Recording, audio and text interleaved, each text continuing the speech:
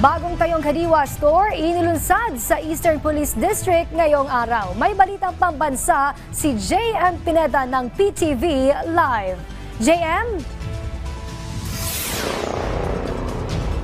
Princess, tama ka nga dyan. May bagong tayong kadiwa ng Pangulo dito sa Eastern Police District at pinilahan nga yan ng mga tropa nating pulis at ilang mga kababayan at inaasahan nga rin na itong kadiwa ng Pangulo dito ay magbebenta ng 20 pesos na bigas kada kilo.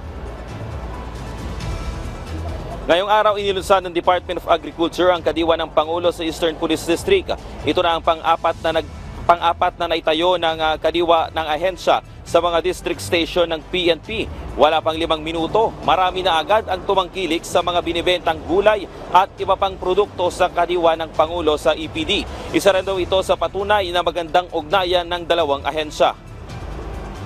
So ito po ay isang parang pagpapatunay na tayo po ay talagang nagtutulungan para po mas padating natin at magkaroon po tayo ng mas madaming access pa at availability ng venues kung saan natin pwedeng malagay po yung kadiwa ng Pangulo dahil nga po hindi lang mura ang bilihin dito, mas direkta pong nakakatulong tayo sa ating mga magsasaka at mga ngisda.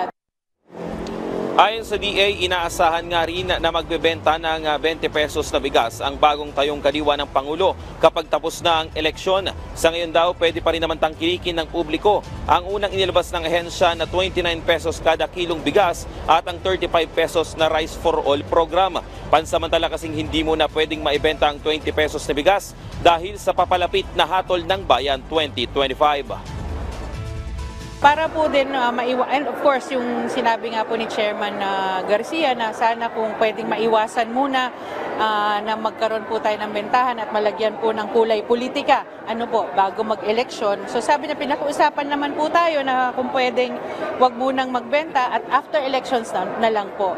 Naisip naman din po namin sa DA na 10 araw na lang po naman ito. Sa kabila niyan, marami na rin naghihintay na mga mamimili sa Mandaluyong City dahil nga mayroon ng pinakamurang bigas gaya na lamang ni Nanay Lenny na madalas daw bumili ng 55 pesos na bigas kaya mas makakatipid daw siya dito. Napakalaking tulong ng 20. Bakit? Kasi ganito, di 2 kilo na yon. Kain namin ng isang araw. Magiging 2 araw na, di ba? Lalo pa ako, single parent, 2 pa yung college school.